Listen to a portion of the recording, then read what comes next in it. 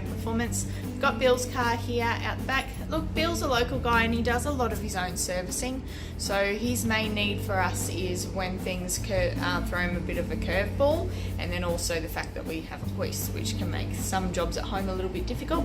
So he's about to go on a trip and he's been experiencing some limp mode issues with this vehicle, so we've done a tune for him. Look, even though it's not really the fact or the biggest point that he was looking at resolving, basically the lower RPM, he's gone from around 75 newton meters of torque and he's gone up to 300 or 350 I think, but we'll have a look at that when we post that up in this video as well.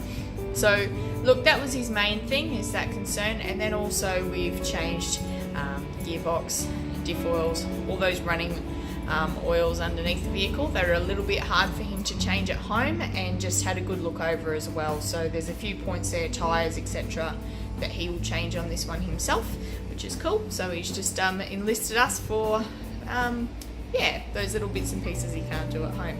So looking forward to Bill being able to go on a safe, good trip, and yeah, lots of confidence in doing so.